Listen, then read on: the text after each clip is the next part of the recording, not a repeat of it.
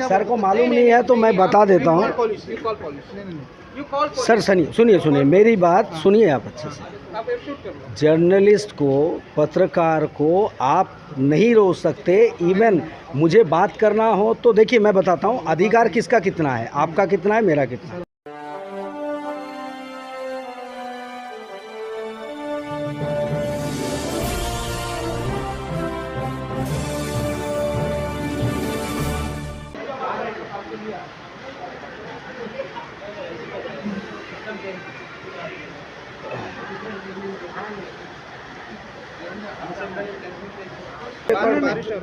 Sir को मालूम नहीं है तो मैं बता देता हूँ। सर सुनिए मेरी बात सुनिए आप अच्छे से।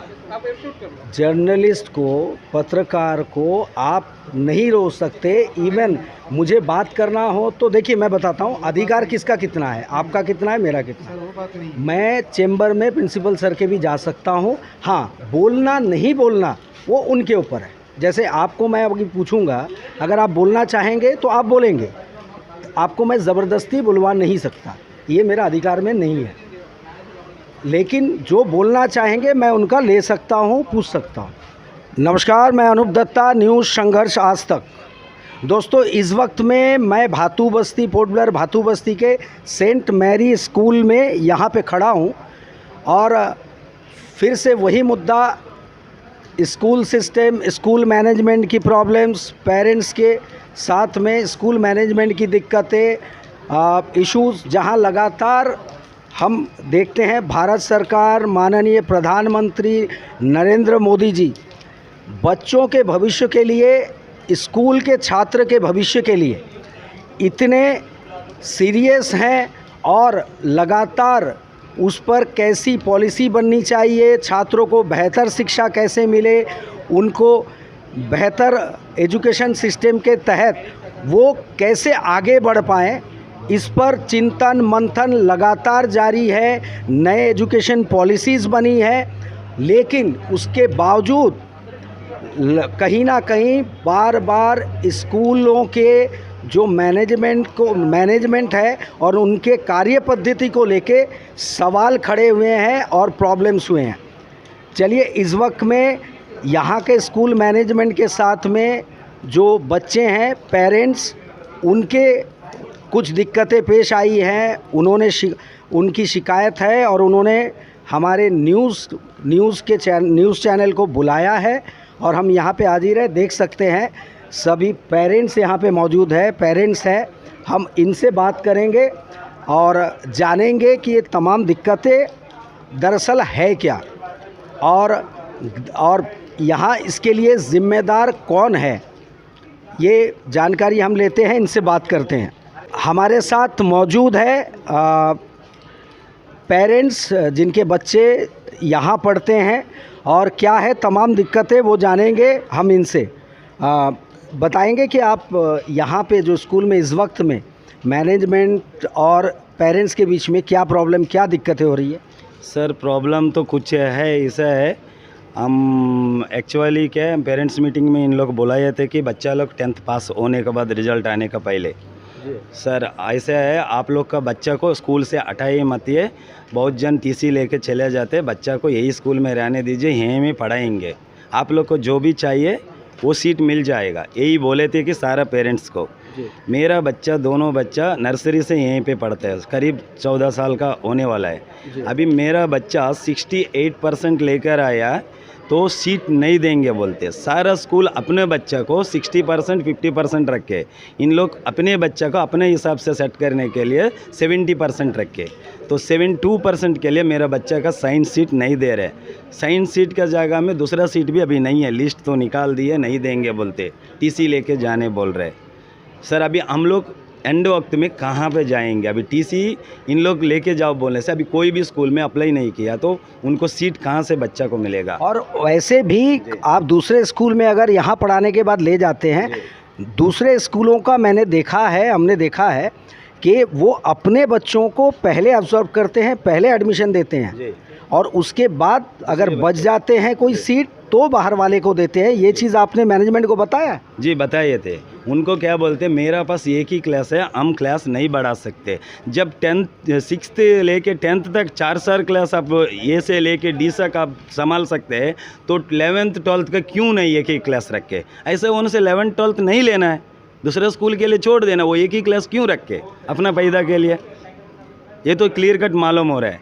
हम भी बहुत रिक्वेस्ट किया, होता नहीं है, बहुत जगह से सोर्स लगाया, होता नहीं है।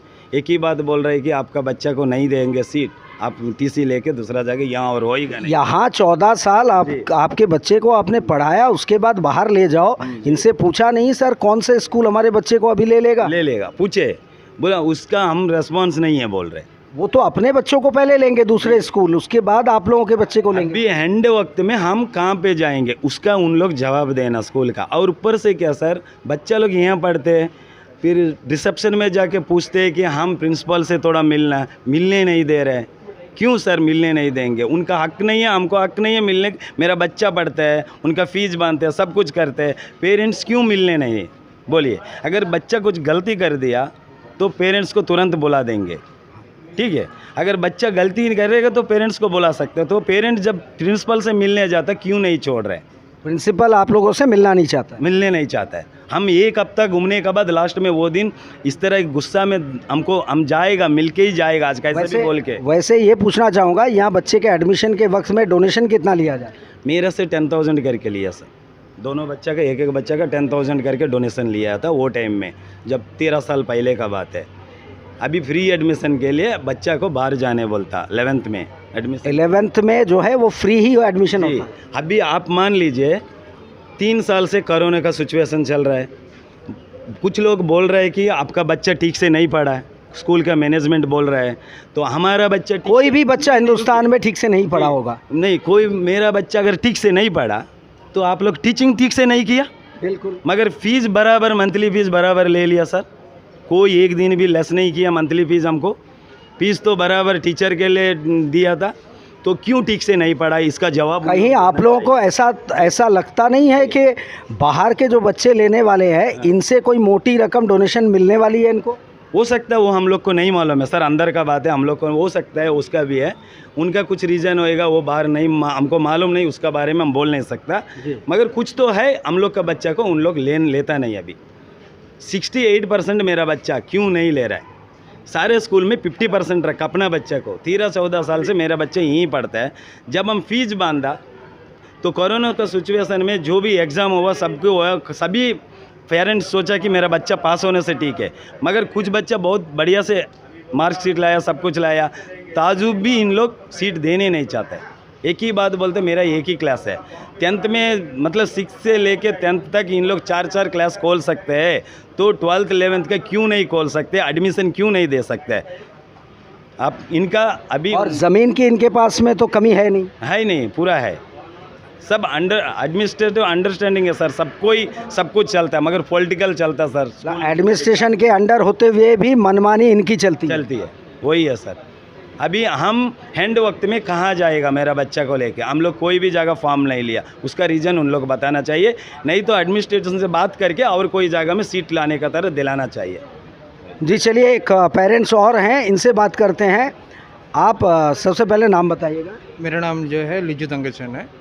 जी, आपका बच्चा यहाँ पढ़ता है, कौन से क्लास से लेकर वो पढ़ रहा है? मेरा बच्चा जो है क्लास 5 से पढ़ रहा है, यहाँ पे क्लास 5 से लेके 10 तक पढ़ता था। अभी मैं सबसे बड़ा दुखित इस बात का हूँ कि मैं जो है इस सेंट मेरी स्कूल जो है क्रिश्चियन स्कूल है। इस क्रिश्चियन स्कूल होने के कारण मैं भी एक क्रिश्चियन व्यक्ति हूँ, ताकि मेरा बच्चा भी एक क्रिश्चियन स्कूल में पढ़े और हमारा जो कल्चर से जो है पढ़े। ये हमारा जो बोलने से हमारा जो क्रिश्चियनिटी में पढ़े, हम लोग क्रिश्चियंस को बिलीव करते हैं बोल के। और उससे बहुत बड़ी बात ये होती है कि बेहतर एजुकेशन मिले बच्चे को, बेहतर एजुकेशन भी मिले, डिसिप्लिन भी रहेंगे, एक करके सोच के हम बच्चे को लेकर आया, यहाँ में पढ़ा रहा था। तो सबसे बड़ा बात ये दुक्कत की ये बात है कि मैनेजमेंट जो है अभी बच्चों को जो फर्दर स्टडीज़ के लिए 10th में जो मेरा बेटी जो 67.8% लेके आया, अराउंड आप बोल सकते हैं 88% लेकर आया। तो मेरा बेटी को लिए हमने साइंस के लिए रिक्वेस्ट किया, मैनेजमेंट से एप्लीकेशन भी दिया। तो मैनेजमेंट ने बोला ठीक है लिस्ट आने दो, बोला मैंने अपने लिस्ट भी देखा तो उस लिस्ट में मेरा बेटी का नाम नहीं है। तो फिर मैंने मैनेजमेंट से पूछा क्यों आप ये बच्चा वालों का नाम क्यों किस लिए नहीं है करके। उस लोग बोला कि नहीं आपका बच्चा का जो है परसेंटेज कम है करके। तो मैंने बोला ठीक है आप परसेंटेज कम है तो कितना परसेंटेज कम है, तो बोला इतना परसेंट। बोला आप कोई जगह में इससे पहले कोई जगह में डिक्लेरेशन आप लोग हम लोग से लिया नहीं, इवन आप लोग जो है कोई भी पीटीए मीटिंग हुआ या कोई भी हुआ एडमिशन लेते वक्त भी आप लोग ये सब बात बोला नहीं है। तो अभी हम जैसे पेरेंट्स लोग आम आदमी लोग जो है बच्चा सीनियर सेकेंडरी स्कूल है जो आते हैं तो ये सीनियर सेकेंडरी 10 बनने से पहली से या KG 1 से यहाँ से 12 तक है तो बच्चा लोग पेरेंट्स लोग फ्री माइंडेड रहेगा, बच्चा लोग को भी एजुकेशन भी डिस्टर्ब हुए बिना पढ़ते जाएंगे, ये सोचकर हम लोग सब इधर में लेके एडमिशन कराते हैं। तो अभी अहम वक्त में लास्ट वक्त में अपना मैनेजमेंट जो है अपना फ़ायदा के लिए बोल रहा है नहीं। इन लोग क्या है इसमें मैंने मेरा सोच के विचार के अनुसार इन लोग जो है 12th में अच्छा रिजल्ट दिखा के वो मार्केटिंग करनी मांगता है ये बिल्कुल, ताकि ज़्यादा और डोनेशन दे करके लोग यहाँ अपने बच्चों को लाए और अपने बच्चे यहाँ के वो बाहर निकल जाए, बाहर जाए। लेकिन अब मैं पूछता हूँ ये बच्चे पढ़ते तो इधर ही है ना, आप ही नहीं पढ़ाया, आप ही के बच्चे लोग हैं तो और आप एक वहम बच्चा को एक कुछ परसेंटेज का पीछे में आप लोग उसको बाहर करेंगे तो ये जो है इनजस्टिस है। तो कहीं ना कहीं आपको नहीं लगता कि बच्चे के परसेंटेज कम आए तो बच्चे को सज़ा क्यों मिलनी चाहिए, पढ़ाई अच्छे नहीं करा पाए तो उस टीचर को भी स्कूल से बाहर निकाल देना चाहिए। आपको सबसे बड़ा एक दुखद की बात यह है कि बच्चे लोग कोविड तक 2 साल से अच्छा पढ़ाई नहीं हुआ और ऊपर से जो है अभी 10th में मेरे बेटी था उस टाइम में भी स्कूल में कोविड के पीछे में जो है वो बहुत डिस्टर्ब किया, एजुकेशन में डिस्टर्ब किया। और दूसरा बात क्या हुआ कि इस बच्चे को जो है पैटर्न भी चेंज हुआ 10th में, टर्म 1 टर्म 2 करके जो नया पैटर्न है जो बच्चे लोग कभी सुना नहीं था, तो बच्चे लोग फिर उसमें ढलने में उनको एडजस्ट करने में वक्त लगता है, थोड़ा वक्त लगता है, नया है। आप फिर भी सोचिए बच्चा लोग इतना अबोव 60% लेकर आता है, एरो 15% लेके आता है, हाँ first division around first division में आते हैं बच्चा लोग, तो वो बच्चे लोग को एडमिशन देने में एडमिनिस्ट्रेशन बनने से ये जो मैनेजमेंट स्कूल है ये हिचकिचाता क्यों है। मैंने उनसे बोला ठीक है आपके पास में अबोव 60% होगा या आपका बच्चा लोग जितना भी परसेंटेज हो वो बच्चा को तो आप एडमिट कर सकता है, आप एक सेक्शन आप अवरेज खोल सकता है, अगर ऐसा कुछ प्रॉब्लम है तो आप बताइए। तो बोला कि नहीं मेरा बच्चे में इतने ही स्टूडेंट लेने का कैपेसिटी है, तो बोला कि यही कैपेसिटी हो तो आप कोई जगह पेरेंट्स लोगों को कोई भी जगह में नोटिफाई किया। तो इस लोग जो है हिडन गेम खेलता है और मैनेजमेंट ये करने मांगता है कि जो है अपना स्कूल को जो हाई क्वालिटी मेंटेन करने के लिए इन लोग जो है ये सारा गेम खेलता है ताकि हमारा ये जो स्कूल जो है अंडमान में फेमस है। तो ये चीज़ जो है बच्चों को फ्यूचर में मार कर, ये आपको क्या लगता है, आपको लगता नहीं है ये सारे चीज़ जो आप कह रहे हैं इससे कहीं ना कहीं ये लगता है कि ये एजुकेशन सिस्टम नहीं है, इसके भीतर पॉलिटिकल सिस्टम ज़्यादा हावी है। मुझे तो अभी इनका जो रवैया से ये लग रहा है ये जो है क्रिश्चियन स्कूल नहीं है, ये क्रिश्चियन स्कूल नहीं है, ये क्रिश्चियन स्कूल इसलिए नहीं है, ये जो है इनके बायलॉज क्या कहती हैं? इनके बायलॉज में ऐसा कुछ नहीं दिया कि हम इतना परसेंटेज बच्चा लोग को ही देंगे या इतने ही बच्चों को हम एडमिशन देंगे। बायलॉ में कोई जगह हम लोग को दिखाता नहीं है, वो तो एडमिनिस्ट्रेशन और जब अप्लीकेशन लेता है CBSE के साथ तब करते हैं उन लोग। अभी हम मुझे ये लगता है कि ये अभी एक भगवान का नाम है सेंट मेरी जो जीसस क्राइस्ट का मदर के नाम में ये खोला है, तो आप सोच लीजिए कि ये जो है भगवान के नाम में बिजनेस कर रहा है।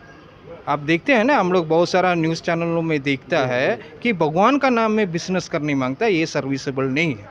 तो मुझे एडमिनिस्ट्रेशन और हमारे आदरणीय बनने से हम लोग lieutenant governor respected lieutenant governor को मैं ये एजुकेशन सिस्टम के ऊपर स्पेशल आप केयर करके एजुकेशन डिपार्टमेंट को इसको ऊपर में 100% एक मॉनिटरिंग सिस्टम करे।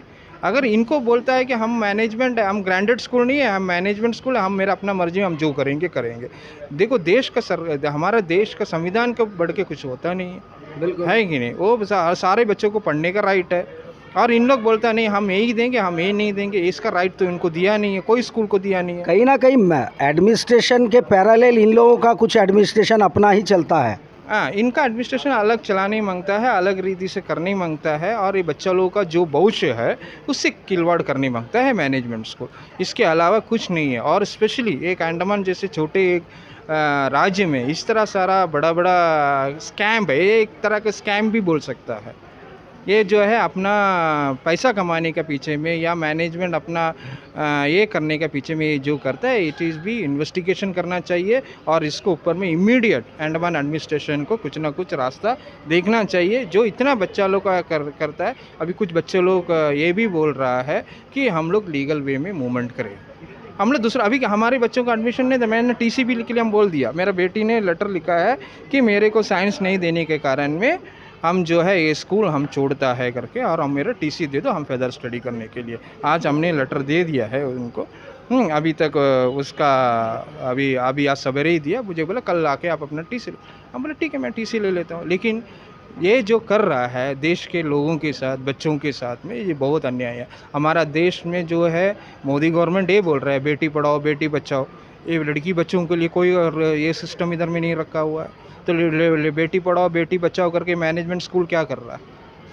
बेटी लोग को भी पढ़ाने के लिए हम लोग पढ़ाने मांगते हैं, इन लोग अपना मर्जी में ये करने मांगता है। इन लोगों का नारा आधा पढ़ाओ फिर भगाओ, ऐसा हो सकता है। अभी वही है, आधा पढ़ाओ आगे भगाओ और हम दूसरों से पैसा लूटेंगे, यही है इनका नारा। मेरे ख्याल से ऐसे ही है।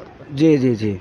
चलिए, इस वक्त हमारे साथ एक बच्ची भी स्कूल की छात्रा है, इसी स्कूल की सेंट मैरीज की छात्रा भी जुड़ी हैं। हम इनसे पूछेंगे इस बच्ची से कि जो और जानेंगे कि हमारे माननीय प्रधानमंत्री मोदी जी के बेटी बचाओ बेटी पढ़ाओ ये जो स्लोगन है ये कितना सार्थक हुआ है।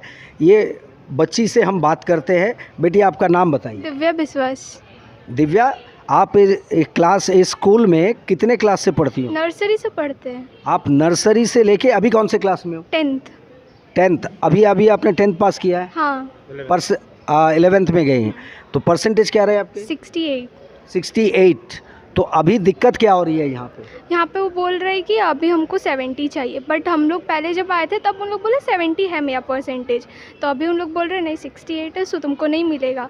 तो मेरा प्रॉब्लम ये है कि आप मेंशन कर दो कहीं पे कि यहाँ पे इतना है, इतना कट ऑफ होने के बाद इतना चाहिए। उन लोग वो मेंशन भी नहीं किया। अभी हम कहाँ जाए, हम बचपन से यहाँ पढ़ी है, दूसरा स्कूल जाएगी, मेरे को बहुत इशू होगा सेटलमेंट का टीचर्स के साथ। तो और वो स्कूल वैसे भी आपको पहले प्रायोरिटी नहीं देंगे क्योंकि वो अपने बच्चों को देंगे।